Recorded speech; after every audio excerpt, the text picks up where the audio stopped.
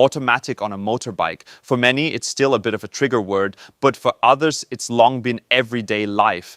Honda has been backing its DCT dual clutch gearbox for well over 10 years now, and Yamaha has now brought its own interpretation to the market with Y-AMT. We rode both systems intensively last year, in everyday riding, riding sportily here at home, as well as abroad. And today we're clearing up where the real differences are and which system is the better choice for whom.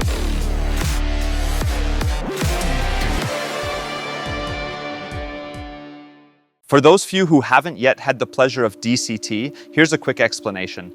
DCT is a true dual clutch gearbox. That means we have two clutches, two groups of gears split into odd and even gears, and while one gear is still transmitting power, the next one is already lined up and ready. One clutch engages the selected gear, and while that's happening, the next gear is already being pre-selected and fired in at lightning speed. The result is extremely fast and at the same time very smooth gear changes. Shifting is either fully automatic, so you just twist the throttle and the electronics do the rest, or manual via buttons on the left handlebar. Clutch lever and foot shifter are eliminated completely, and all in the system adds roughly 10 kilos to the scales. Yamaha, though, goes a different route. Y-AMT isn't a dual clutch gearbox, but an automated manual gearbox that keeps the classic gearbox and the conventional clutch. That's all still fitted, it's just controlled electronically. A clutch lever or shift lever also isn't part of the package on Y-AMT. There's a manual mode here too, where you shift again using two paddles on the handlebar, similar to DCT, in manual mode, and therefore completely without a clutch lever. And then of course Y-AMT also has an automatic mode with two programs, two modes, D for smoother, D plus for sporty. So that's the basic explanation. Let's move on to operation. In terms of operation, the systems are actually very similar. You select the mode you want, pull away without any clutch operation, simply by applying throttle, accelerate, and then either shift yourself with the buttons as you like or hand the reins over to the electronics. The switchgear is, I think, easy to reach on both, although the sheer flood of buttons can make getting used to these systems a bit harder. That applies both to Honda, with sprawling switchgear, for example, on the Africa Twin and the NT 1100, but also to Yamaha with its new indicator layout, indicator operation. There's just a lot of new stuff around the left thumb, which is a bit confusing at first. In terms of feel, though, there are noticeable differences. Honda's shift buttons, for example, offer more resistance, and you also travel further when you press them. That gives a pretty solid, satisfying shift feel. With Y-AMT, on the other hand, you've got a much shorter travel. The buttons are lighter, and after that short movement with barely any resistance, you feel a click. If I had to compare it to something, it reminds me of mechanical keyboards on a PC. And because it's so light, it's actually happened to me on the Yamaha that with thicker gloves, I've brushed that switch by accident and shifted. And with DCT, because of the resistance and the longer travel at the switch, I'd say that can hardly happen. But whether you use the systems manually or automatically, the biggest technical difference, I think, is already noticeable on the very first gear change. DCT shifts extremely quickly and very consistently. Load changes are minimal thanks to those two clutches working alternately. And Y-AMT is fast as well, but with a lot of shifts, especially back to back, when you're really getting on with it, maybe a bit sportier, you do notice that single clutch technique. It can't perform miracles, especially when, for example, you shift from first to second, you have to skip neutral, and that just takes ever so slightly longer. With Y-AMT, you also get load changes roughly at the level of a good quick shifter, I'd say. And yes, it's also a touch slower than DCT, but I don't think that necessarily has to be a disadvantage. On overrun, for example, with the fast DCT, the engine braking comes in pretty directly. With this really mature system, I wouldn't say it's abrupt, but it is direct. And in some situations, you actually want that. Y-AMT, though, lets the clutch out a little more slowly, lets it slip a bit longer, and that makes it feel a shade smoother, especially on overrun. But since we're already talking about specific scenarios, let's compare the two systems by use case. In stop-start traffic, for example, it's about control at lower speeds and about comfort. So how does the automatic clutch modulation feel? Generally speaking, with both systems, you can't match the finesse of manual clutch control. We tried it many times. I'll call it a slow speed race. just the challenge of who can ride slower across the car park, usually against each other. One bike has DCT, the other doesn't, or Y-AMT, and the other doesn't. We tried, and even with deliberate use of the rear brake, which often helps in these slow-speed maneuvers, the manual clutch simply always wins. With both DCT and Y-AMT, the clutch engages quite directly. You also don't want to have the clutch slipping forever. Leaving those car park challenges aside though, all riding situations that realistically come up can be handled very well with these automatically modulated clutches too. Whether it's maneuvering, parking, filtering through queues of cars. Of course, it takes a bit of getting used to, and you do need a sensitive right hand on the throttle and, if necessary, a bit of help from the rear brake. But once you've dialed it in, you get through pretty much everything well with both systems. If I have to name a favorite here, then it's the DCT modulation, which in my opinion delivers power to the rear wheel that little bit more precisely and predictably. Honda can draw on more than a decade of experience and development time. Back to the scenario. We're in town, we've fought our way up to the stop line at the lights. It goes green and we shoot off, supported by that automatic clutch. DCT has 4 automatic modes in total. In the standard D mode, it shifts extremely early. That's quiet, that's economical, but on the twin-cylinder engines that are usually paired with DCT, it can lead to quite loogy running with vibrations and sometimes even chain slap. You've got to like that.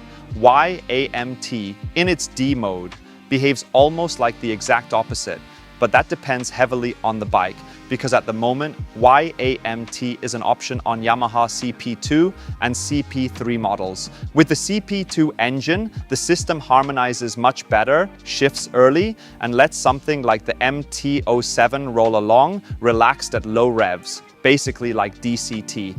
On an MT-09 with the CP3 triple, though, it looks very different. Even though you can easily check it in manual mode, the triple can cruise along at urban speeds in 4th, 5th, and probably even 6th gear without any problem. So the engine and gearbox can do it. But for some reason, with the CP3, the Y-AMT automatic mode only uses 3rd gear up to 60 kilometers an hour. Manual input is, as with DCT, possible at any time. You can try to correct it. But in that case, it simply isn't followed by Y-AMT. And especially on a relaxed city ride, the resulting high rev riding just feels unnecessarily restrictive and, in good Austrian terms, not exactly gemütlich. Speaking of gemütlich, we finally leave the city limits and first drift along the country road, nice and relaxed. Which DCT mode fits best here? That depends heavily on your riding style.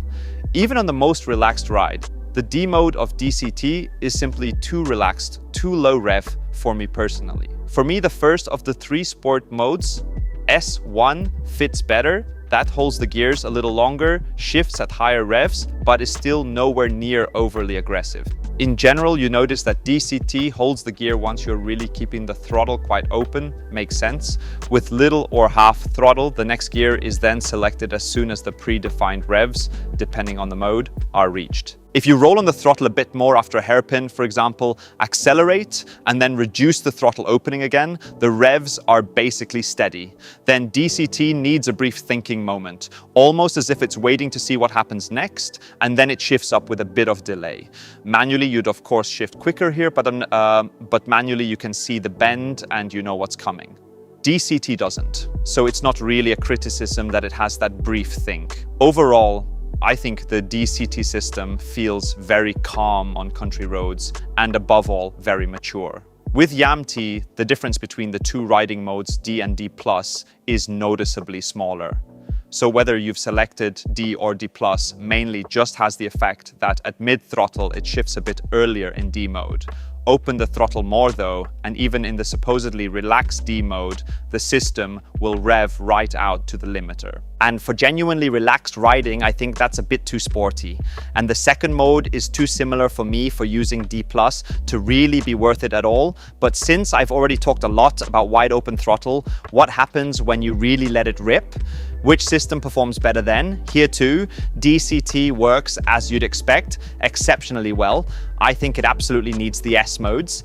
In D mode, at least, I can't really ride sportily. I like S2 best. That shifts for me pretty much the way I would shift manually. S3 then holds the gears a bit too long, again, right to the end of the rev range. And what I find with the engines that are often paired with it is it doesn't really make that much sense to rev them out to the absolute max, but all modes shift intuitively and at what feel like the right moments. On the brakes, it downshifts cleanly and crisply. On corner exits, it nicely holds the gear. If it doesn't quite fit, you can, as I said, always intervene manually. For example, downshifting a bit earlier before the bend. With Y-AMT, on the other hand, I'd say the shift algorithm isn't 100% mature yet. For pure acceleration or deceleration maneuvers, it works very well, I think. I've got very little criticism there. You can feel those automatic modes are designed for that. But if you're then just being carried through bends on a medium throttle, maybe because of the road surface, maybe because of visibility, a blind bend, and you back off the throttle a touch even on a more spirited ride, it has happened to me that it shifted mid-corner right while leaned over, especially in those flowing bends where you're holding a fairly constant throttle. And that feels not very harmonious. And because the two modes of Y-AMT, D and D+, also don't offer much difference from one another, you can't really influence that shift logic. The result in the end was that on my rides with Y-AMT, I was almost always in manual mode. In town because of the forced high rev level, at least on CP3 models, and on the country roads simply to regulate those shift points better. Now we've been through the typical riding situations, and now I'd like to talk about certain quirks these unconventional shifting technologies have, because gearbox and clutch don't only matter while riding, but also, for example, when parking on slopes or when pushing the bike around in the garage. After all, you can't just pull in the clutch or quickly put it into first gear on both systems. That's why, for example, a Honda with DCT needs an additional handbrake. A small lever, fairly inconspicuous, locks the rear wheel, and that's that. The DCT gearbox selects neutral immediately after the engine is switched off. That means the motorbike can roll freely, so you need the handbrake for sloped parking. But unfortunately, it can also be forgotten quite easily when you pull away. It's happened to us ourselves at least once. Because the warning light in the cockpit is surprisingly small despite the huge displays and screens, you miss it more quickly. And that also means, I think, on most of our Honda press bikes with DCT, the handbrakes didn't work anymore, simply because someone from the press before us didn't think of it, rode off and wore it out. With Y-AMT, it works a bit differently. If you come to a stop with the engine still running, the clutch disengages. As soon as the ignition is switched off, the system automatically selects first gear. That's handy on a hillside. You can just park it, but if you want to push the bike, for example, then you first have to switch the ignition back on. Then, for safety reasons, lightly pull the brake lever, like with any Y-AMT operation while stationary, the front brake. And finally, use the plus-minus button to put the gearbox into neutral, for example. That's a lot of steps. Sounds complicated. But to be fair, it isn't really a big problem unless you plan on frequently pushing the parked bike back and forth. For example, if you're tight on space, if you've got several bikes in the garage, otherwise it's basically negligible. And now we come to the last point, which is quite an important one. Practicality, price, and maintenance. Price-wise, the systems are sometimes close and sometimes not. Honda charges, depending on the model, between 1,000 and 1,300 euros extra. For example, the Honda NC750X costs in Austria 8,690 euros. And with DCT, it's 1,000 more, 9,690. The Africa Twin costs just under 17,000 in Austria. With DCT, it's 18,300, so a difference of 1,300 euros. With Yamaha, on the other hand, there are much bigger price differences. For example, the Yamaha MT-07 is available with Y-AMT, but that also includes cruise control. You could subtract that. Still, it only costs 600 euros more in Y-AMT version compared to non-Y-AMT. The Tracer 9, on the other hand, costs in Austria 13,899 euros, with Y-AMT 15,399 euros. Okay. It also has heated grips as standard. You can subtract a bit, but roughly 1,500 euros extra, that is. And right at that upper end of the scale, I think the Y-AMT price might be a bit ambitious because it isn't a true dual clutch gearbox, but basically two electric motors on the clutch and on the shift shaft. And the shift algorithm still works somewhere between acceptable and in need of improvement. With the Y-AMT 07 for 600 euros with cruise control, I say fair enough, because cruise control, I'm a cruise control fan for example, can be worth it. But on the standard Tracer 9, asking as much as, or even more than, the proven DCT, depending on how much you'd subtract for the heated grips, I do think that's a bit bold. And if you do buy one of these systems, there might be hidden costs too. I asked Honda and Yamaha whether and when DCT and Y-AMT need additional checks or servicing. From Yamaha, there was a pretty short answer. Y-AMT is maintenance-free, full stop, which does make sense because besides those two electric motors, there aren't many special components that could be checked. But according to Honda, DCT also doesn't require any special maintenance steps or service intervals. There's only a minimal additional labor time at service. I looked it up in the list. On an NT 1100, for example, we're talking about +6 minutes at every second service appointment that the Honda mechanic adds on for the DCT model. I'd say that's negligible. And that DCT holds up over long distances is proven, firstly, by thousands of high mileage riders out there in the community. I'm sure plenty of you are among them. But maybe most prominently also by our own Varahans, our high mileage rider who did 600,000 on his DC to Africa twin before it was unfortunately nicked in France. And he didn't even have to replace the two clutches on his bike once. That really is proof of durability. Right, and with that, I think we're basically already at the conclusion of this comparison. You can of course see it as a comparison of apples and pears. One is a dual clutch gearbox. The other, Y-AMT, is from a technical perspective alone, something quite different. But intention, market positioning, and also in part the pricing of the systems are still similar. And at the same time, other technologies in this area of automated shifting, like KTM's AMT, aren't tangible yet, or they're much simpler, like Honda's e-clutch. The one that would probably fit this comparison best is BMW's ASA. If you want to see that, tell us in the comments. Bottom line, Honda and Yamaha show two different philosophies. DCT is comfort-oriented and of course extremely mature. Y-AMT feels more tuned towards sportiness, a bit more direct, and it's just not quite at DCT's level yet. But it should be said, in this head-to-head where we go through the different scenarios back to back, Y-AMT doesn't come off particularly well. In reality though, it was like this. On a Y-AMT bike, I never thought I can't take it anymore, and I didn't want to criticize the system constantly.